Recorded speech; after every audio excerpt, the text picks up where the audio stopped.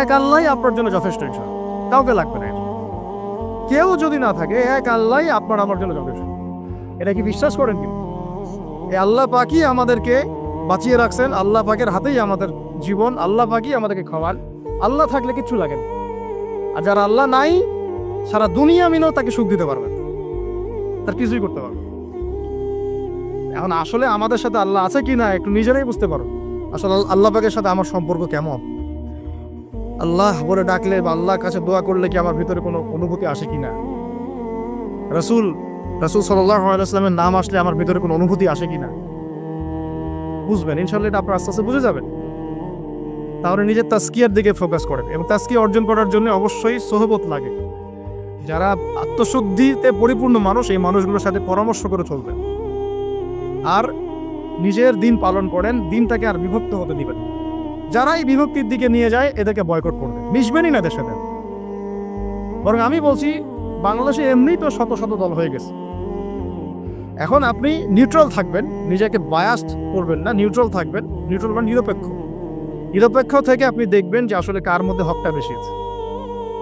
এরপর আপনার বুঝ অনুযায়ী কোরআন সুন্নাহর সাথে মিলিয়ে উলামায়ে কেরামের পরামর্শে যেদিকে তারা আপনাকে হেদায়েতের পথে নিয়ে যাবেন সেই পথে আপনি চলবেন। ইনশাআল্লাহ আপনি ঠিক পথে থাকবেন। এই জন্য আমি একা একা থাকতে নিষেধ করি। উলামায়ে কেরামদের সাথে পরামর্শ করে চলবেন এবং ঐক্যবদ্ধ জীবনযাপন করবেন। আর কিছু ভাইয়ের মধ্যে যদি খারাপ কিছু থাকে, তাদেরকে একদম আন্ডার এস্টিমেট করে ধুয়ে রেখে দেওয়ার দরকার।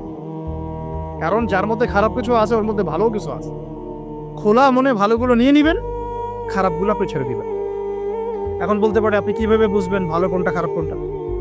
নিজে পড়বেন, নিজে জ্ঞান অর্জন করবেন, আল্লাহ পাক বিবেক দিয়েছেন, বোঝার চেষ্টা করবেন এবং আলেমদের সাথে পরামর্শ করবেন। ব্যাস, আল্লাহ পাক এরপরে আপনাকে যে পথে নিয়ে যাবেন ইনশাআল্লাহ সেই পথে আপনি চলবেন। উম্মার বিভক্তি বাড়ানো। এরপরে যখন অর্থনীতির মধ্যে ঢুকবেন, ব্যবসা বাণিজ্য, রিজিক, চাকরি বাকরি, জান চলে গেলেও হারাম খাবেন না। আল্লাহ পাক তৌফিক দান করেন, আপনাকে তৌফিক দেখ, আমাকেও তৌফিক দান। আমরা সবাই হারাম খাচ্ছি, আমি নিজেও ফিল করি। হারাম না খেলে আমাদের দোয়া কবুল হইতো। দোয়া যে কবুল হচ্ছে না বোঝেন কি না? কাবা ঘরে দোয়া হচ্ছে বিগত প্রায় 40-50 বছর থেকে। আল্লাহকে মুক্ত করে দাও, মুসলিম ভাইদেরকে সাহায্য করো, নুসরা নাজিল করো। আপনি দোয়ার কি বরকত দেখতে পারতেছেন? দোয়ার কি ইম্প্যাক্ট পড়তেছে? রিজিক হারাম, রিজিক অনেক সময় হারাম হয়ে যাচ্ছে আমাদের। এমনকি হজের মতো মৌসুমে, উমরার মতো মৌসুমে আমরা যে গোষ্ঠগুলো খাচ্ছি বাইরে, এগুলা যে কতটুকু আল্লাহর নামে জবাই করছে আল্লাহ ভালো দেয়। ভাবতে হবে তো, এগুলা পারতেছি না। আমি সত্যি বলতেছি যে আমরা হালাল খাইতেও পারতেছি না। মনে হয় চেষ্টা করতে হবে 100% হালালের উপর থাকার। যদি আল্লাহর নামে জবাই না করা হয় সেটা কি হালাল হবে? যদি আমার টাকার মধ্যে সুদ থাকে হালাল হবে? যদি আমার টাকার মধ্যে ঘুষ থাকে হালাল হবে? বাংলাদেশের লক্ষ লক্ষ মানুষ নামাজ পড়ে মসজিদে ঘুষখোর। বাংলাদেশের লক্ষ লক্ষ না, কোটি কোটি মানুষ মসজিদে নামাজ পড়ে মুসল্লি সুদখোর। অনেক মসজিদ কমিটি আছে সুদখোর। ভাই আমার কথা বলতে কোনো ভয় কাজ করে না, আর আমি কারো পরোয়া করি না। সত্য কথা বল, এক আল্লাহ স্যার। বাংলাদেশে লক্ষ লক্ষ মানুষ আছে মসজিদে নামাজ পড়ে সুদখোর, ঘুষখোর, দুর্নীতিবাজ, করাপ্টেড। আমাদের কথা বলছি, দাড়ি টুপি বলা মানুষ, আমরা বহু দাড়ি টুপি বলা মানুষ আছে সমাজে চলাফেরা করি, আমাদের রিজিক ঠিক নেই, হারাম খাচ্ছি। দোয়া কবুল হবে? আল্লাহ পাক আমাদেরকে হারাম থেকে বাঁচান।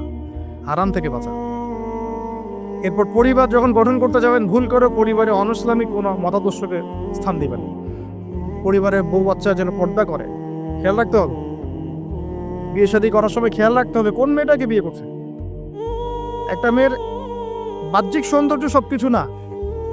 3 মাস 4 মাস খুব মজা লাগবে, তারপর দেখবেন যখন আসল লাইফে আমরা ঢুকে যাই তখন দেখবেন দায়িত্ববোধটাই সবচেয়ে বড় কথা হয়ে দাঁড়ায়।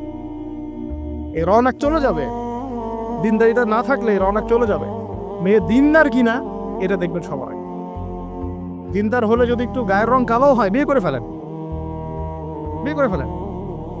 বিয়ে তো কঠিন করে ফেলছে সমাজ, জেনা সহজ হয়ে গেছে। মোস্তফা কামাল আতাতুর্ক যখন ক্ষমতায় আসছিল না, আমি সংবিধান চেক করলাম আজকে পড়তে একটা জায়গায়, ওই সময়কার সংবিধান তুরস্কের মোস্তফা কামাল আতাতুর্ক যখন 1918 সালের পরে ক্ষমতায় আসছে, ওকে তো ক্ষমতায় বসাইছে ব্রিটেন। এত জানেন হিস্ট্রিটা, আপনারা অনেকেই জানেন যারা পড়াশোনা করে। ও সংবিধানে লিখেছে যে একাধিক বিয়ে করা হারাম, আর অমুসলিম নারীকে বিয়ে করাও বৈধ। সব উল্টাই দিছে। আমাদের সমাজে এখন ওইরকম চিত্র দেখা যাচ্ছে যে আপনি 17 বছরে বিয়ে করতে পারবেন, 17 বছরে আপনি জেনা করছেন, আল্লাহ মাফ করুক। বাংলাদেশে 17 বছর বয়সে জেনা করা ছেলে মেয়ের অভাব আছে?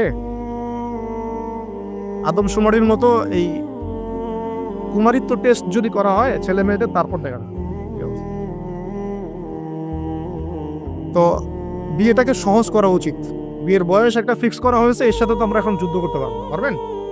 ছেলেদের আচ্ছা ফিক্স করছে বুঝলাম, এখন ওই বয়সটা হয়ে গেলেই আপনার সন্তানের বিয়ের ব্যবস্থা করে ফেলেন এবং এটাকে সহজ করে দেন, এত জটিল করেন না, সহজ করে দেন যাতে করে ওরা জিনা থেকে বেঁচে থাকতে পারে। ভাই বিশ্বাস করেন, বহু দাড়ি টুপিওয়ালা মানুষ, এলেমওয়ালা মানুষ এইসব মিম্বরে দাঁড়ায় হক কথা বলতে পারে না জেনার কারণে। জেনার কারণ এই যে আমরা চলাফেরা করতেছি না, চোখের জেনা তো হচ্ছে অ্যাভেলেবল, অনেক সময় মনেরও জেনা হয়ে যাচ্ছে। মনে খারাপ চিন্তা চলে আসতে পারে, দেখবেন মনের নূরটা নষ্ট হয়ে যায়, তখন আপনার ইমানের ওই তেজটা কাজ করে।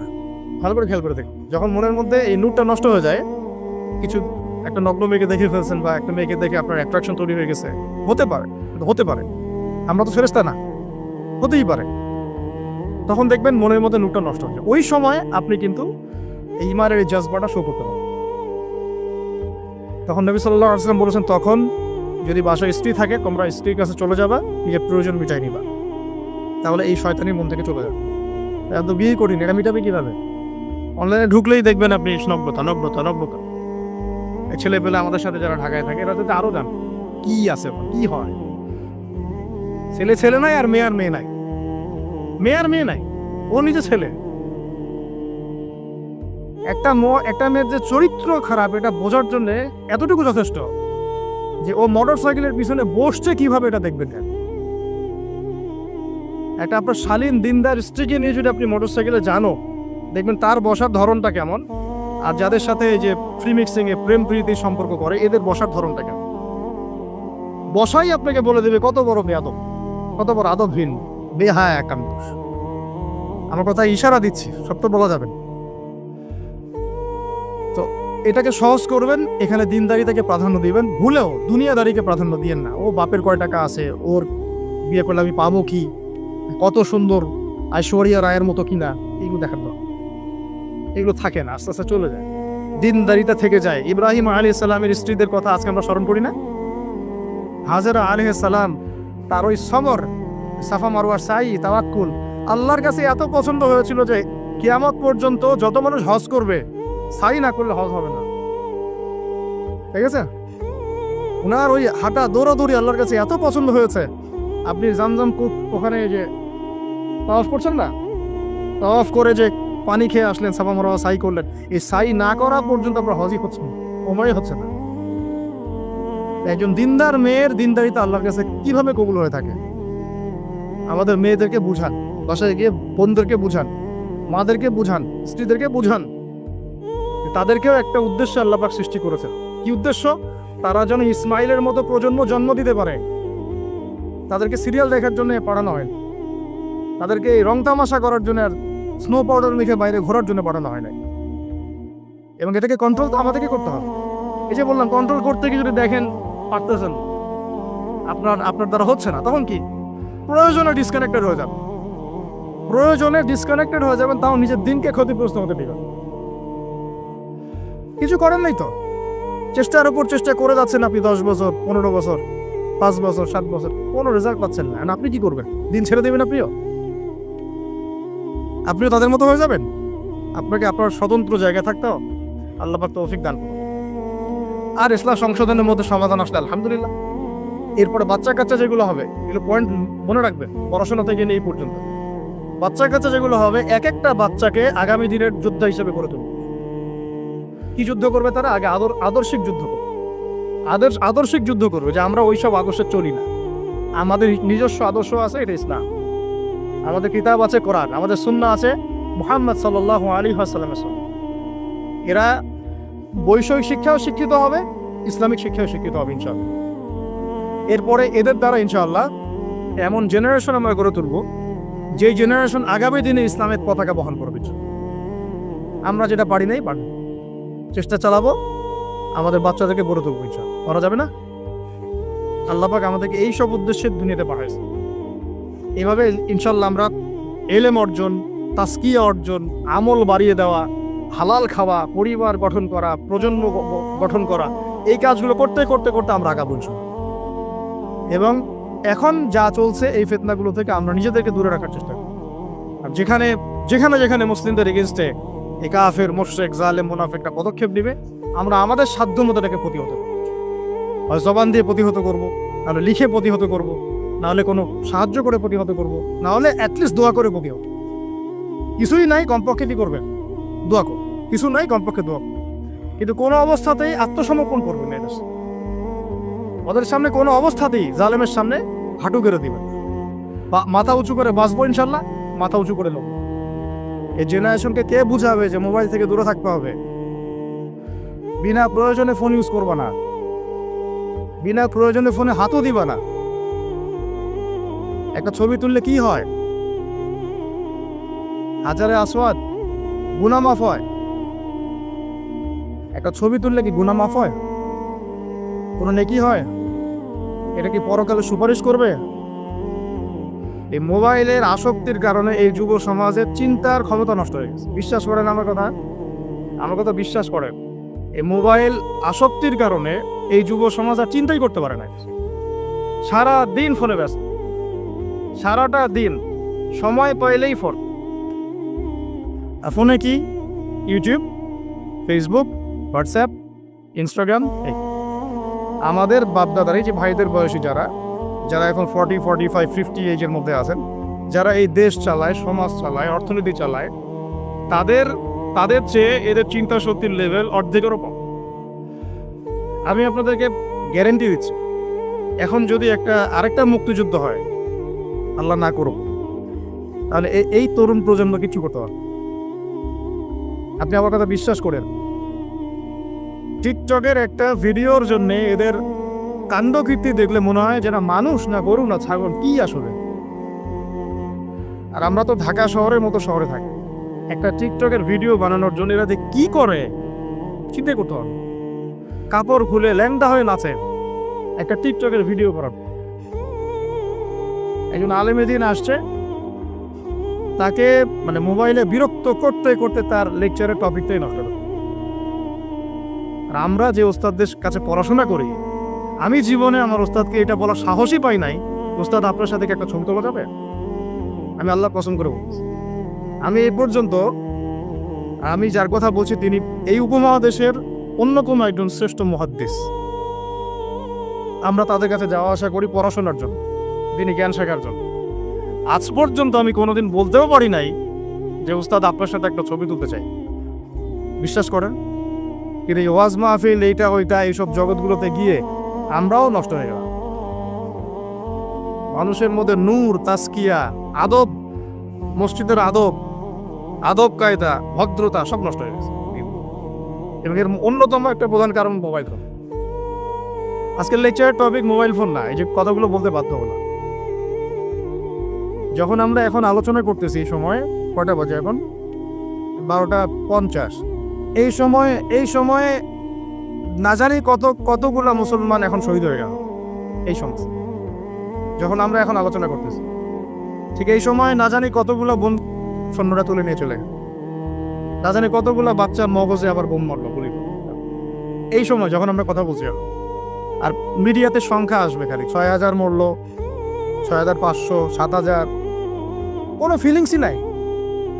মোবাইল ফোনে আছে, স্ক্রল করে আর দেখে কতজন, ও 10,000 মরছে, তো কি আমি তো আর মরি নাই, আমার দেশও তো আর হয় নাই। বিশ্বাস করেন, আমরা এখন আর কোনো জায়গায় মানুষের পর্যায়ে পড়তেছি। মানুষ কাকে বলা? যার আবেগ অনুভূতি আছে, যার ব্যক্তিত্ব গায়রত আছে, যার সম্মানবোধ আছে, রুচিবোধ আছে, মুসলিম উম্মাহ কাকে বলে? যার একটা অংশে আঘাত লাগলে আর এক অংশ ব্যথা পাবে নাকি ভাই? ভুল বললাম না ঠিক বল? একটা মুসলিম উম্মাহ মানে কি? একটা অঙ্গে আঘাত লাগছে আর একটা অঙ্গ ব্যথা পাবে। আদতে কি হচ্ছে? প্যারালাইজড। ওই যে বলি না প্যারালাইজড, আমাদের মধ্যে প্যারালাইসিস ঢুকে গেছে। জুমার খুতবার সময় এমনি অল্প 5 মিনিট নষ্ট করলাম, আল্লাহ মাফ করুক। সরাসরি কিছু কথা আপনাদেরকে বলি, একদম সরাসরি। আমরা এখন এমন একটা সময় আছি, এই যে এই শেষ জামানায়, এই যুগে ফিতনা থেকে বাঁচা চারটাখানি কথা। আর এই ফিতনা থেকে বাঁচতে না পারলে জান্নাতে যাওয়া যাবে না। এই ফিতনাগুলো শুধু রাষ্ট্রে আর বিশ্বেই নাই, আমাদের রিজিকেও ঢুকে গেছে, পরিবারও ঢুকে গেছে, সমাজও ঢুকে গেছে, ধর্মেও ঢুকে গেছে। আমি সরাসরি কথা বলছি। রাষ্ট্র, বিশ্ব, অর্থনীতি, সমাজ, পরিবার, ধর্ম আর সংস্কৃতি, এমন কোনো ক্ষেত্র বাকি নাই যেখানে ফিতনা ঢোকে নাই। এখান থেকে বাঁচা চারটাখানি কথা না। এখান থেকে বাঁচতে হলে আমাদেরকে প্রথমে যেটা করতে হবে, আগে দিনের জ্ঞান অর্জন করতে হবে। আপনি এই জেনারেশনকে জিজ্ঞাসা করেন, আমাদের স্বপ্ন তো এই জেনারেশনকে নিয়ে নাকি? যাদের বয়স 50 হয়ে গেছে তারা আর কি করতে পারবেন দিনের জন্য? হয়তো তারা 20-30 বছর পৃথিবীতে থাকবেন হাইয়েস্ট, আল্লাহ ভালো জানেন। আগামী বিশ্বকে কে নেতৃত্ব দিবে? যাদের বয়স এখন 20 থেকে 40 অথবা 10 থেকে 30, এই তো এই জেনারেশনকে আপনি দেখেন তাদের কত পার্সেন্ট কোরআন তেলাওয়াত করতে জানে। আপনি এই যে আজকে যারা আসছে সবার কোরআন তেলাওয়াতের টেস্ট নেন, একজন আলেমের সামনে বসান, একজন করে ডাক, দেখেন সূরা ফাতিহা পড়তে পারে কবে। এই মুসলিম উম্মাহ মার না খেলে কোন মুসলিম উম্মাহ মার খাবে আমাকে বুঝান। আমি তো বুঝি না, আমার জ্ঞান কর। এই মুসলিম উম্মাহ যদি মার না খায় কোন মুসলিম উম্মাহ মার খাবে? আজকে যারা আসছে এখানে বা এর পরেও আসবে জুমার দিনে, আপনি এদেরকে 5 ওয়াক্ত নামাজে পাবেন। তাহলে যারা 5 ওয়াক্ত নামাজ পড়তেছে না, জুমার নামাজটাকেই দিন মনে করে, আর এই মুসলিম মার না খেলে কে মার? আমাকে বুঝা, আমি বুঝি না, কিছু বিষয় আমি বুঝি না। আবার যারা নামাজ পড়ে তাদের আখলাক, ব্যক্তিত্ব, আখলাক, চরিত্র, সুন্নতের জীবনযাপন, আমরা বলি না সুন্নাহ মাফিক জীবনযাপন, রাসূলের সুন্নাহ মাফিক জীবনযাপন, কতজনের মধ্যে চেহারা, আসরতে, পোশাকে, আশাকে, কথাবার্তায় সুন্নত আছে। তো যে জাতি তার নবীর সুন্নত ভুলে যায়, সে জাতি কিভাবে বিশ্ব শাসন করবে আর কেন সে মায়ের খাবে না? আমাকে বোঝা সম্ভব? তাহলে প্রথম নসিহতটা ভাই পড়াশোনা করতে হবে। আর পড়াশোনা শুরু হবে কোন কিতাব থেকে? তাড়াতাড়ি কোরআন পড়া শুরু করেন, হাতে সময় কম, তাড়াতাড়ি শুরু করেন। প্রত্যেকটা জেলায় জেলায়, গ্রামে গ্রামে, ইউনিয়নে, প্রত্যেকটা জায়গায় মসজিদ, মাদ্রাসা, মক্তব প্রতিষ্ঠা করেন। আছে, নাই তা না, অবশ্যই আছে, এটা আমাদের সৌভাগ্য। প্রত্যেক জেলায় মাদ্রাসা আছে, প্রত্যেক জেলায় মাদ্রাসা আছে, মহিলা মাদ্রাসা আছে, বক্তব্য আছে, আরো অনেক কিছু আছে, দারুল ইলমগুলো আছে। কিন্তু আমরা আমাদের সন্তানদেরকে পাঠাচ্ছি কি না? আমরা আমাদের বাচ্চা কাচ্চাদেরকে পাঠাচ্ছি কি না? আমাদের যুবকরা সেখানে আসে কি না? আপনারা তো ফ্যান্টাসিতে অনলাইনে দিন শিখতে চান। 3টা মাস কোনো আলেমের কাছে বসে কি ক্লাস করেছেন? কখন একটা কিতাব কি পড়েছেন? অনলাইনে একটা ভিডিও দেখে কি শিখবেন? অনলাইনে দিন শিখতে গেলে আপনি এটাই শিখবেন, অমুক যা বললো তমুকের বিরুদ্ধে, তমুক যা বললো অমুকের। অনলাইনে এটাই শিখবেন আপনি। আর এটার পিছনে এক শ্রেণীর ইউটিউবার, ফেসবুকারও দায়ী। শুধু সে ব্যক্তি দায়ী তা না, এরাও মিডিয়াও দায়ী আছে। অমুক যা বললো তমুকের বিরুদ্ধে আর তমুক যা বললো অমুকের বিরুদ্ধে। মানুষ মজা পায়, ওর কন্টেন্টের ভিউ বেশি হয়, কামাই বেশি, দিনের তো ক্ষতি হয়ে গেল। আম জনগণের মধ্যে ইসলাম সম্পর্কে বিরূপ ধারণা সৃষ্টি হয়। বিশ্বাস করেন, আমি অনেক বড় বড় মহলে মেলামেশা করেছি এবং করেও যাই। আমি ফখর করছি না, অনেক সময় এমপি মন্ত্রীরাও পর্যন্ত ফোন করে কথা বলেন যে আপনি অর্থনীতি সম্পর্কে যা বলছেন এর সাথে আমরা একমত। অন্তত এই জায়গায় একমত, আলহামদুলিল্লাহ, তাও ভালো। আমি বলি পরের বিষয়গুলো পরে বুঝবেন, ওগুলোও বুঝবেন পরে ইনশাল্লাহ। আমি ফখর করছি না এটা, কিন্তু সাধারণ মানুষের সাথে মিশে আমি কি জানলাম জানেন? সাধারণ মানুষ, আম জনগণ কি মনে করে বলে যে ভাই আপনি ইসলাম সম্পর্কে সুন্দর কথা বলেন, ভালোই, সবই ঠিক আছে, কিন্তু আপনাদের আলেমদের মধ্যেই তো ঐক্য নেই। আপনি কাদেরকে নিয়ে দিন ক্যাম্প? আমাকে বলেন, আমি কি উত্তর দিব? কি চাচা, কথা কি ঠিকটা ভুল? আপনি বলেন, আমি কি অ্যান্সার দিব? যখন তারা এভাবে আমাকে বলবে, আপনি দিনের জন্য কি করবেন, কিভাবে গায়ন করবেন? আপনাদের মধ্যেই তো ঐক্য নাই।